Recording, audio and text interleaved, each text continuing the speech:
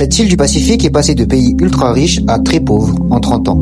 Voici l'histoire de Nauru. Cette petite île du Pacifique de 24 km² disposait du second PIB par habitant après le Luxembourg et son PIB par habitant était 3 fois supérieur aux États-Unis. L'ancienne colonie australienne disposait de nombreuses ressources en phosphate utiles pour fabriquer l'engrais agricole et augmenter le rendement des champs. Suite à l'indépendance de l'île le 31 janvier 1968, l'entreprise de phosphate appartenant anciennement à l'Australie est nationalisée par le gouvernement de Nauru. De 1968 à 2002, le gouvernement a gagné 2 milliards d'euros pour une population de 10 000 habitants et touché les royalties de la rente du phosphate. L'île était tellement riche que l'État distribuait 2 voitures par famille et construisait des maisons gratuitement pour les habitants. L'État a même décidé de créer sa propre compagnie aérienne pour desservir l'île.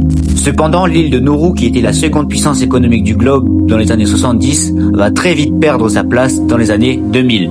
Autrefois payé au plus haut revenu annuel moyen par habitant, Nauru connaît une chute vertigineuse. Les dirigeants qui se sont succédés à l'entreprise nationale ont mené une gouvernance extravagante, matérialisée par des investissements douteux et n'ont pas assuré l'avenir du pays avec une gestion sérieuse. Même avec l'épuisement des ressources de phosphate, l'argent accumulé aussi facilement aurait suffi à pérenniser le futur de l'État. Quant à la population, l'opulence des années de richesse a engendré de mauvaises habitudes alimentaires. Le pays recouvre aujourd'hui le plus fort taux d'obésité de la planète. Selon l'Organisation mondiale de la santé, 95% de la population est en surpoids. Les habitants se plaignent aujourd'hui de ne plus manger que du poisson, nourriture de pauvres pour les îles du Pacifique. L'île ne ressemble plus à rien avec d'énormes trous dus à l'exploitation du phosphate qui entraîne une pollution de l'eau et des sols. Les habitants de Nauru auraient dû être riches, il ne leur reste plus rien.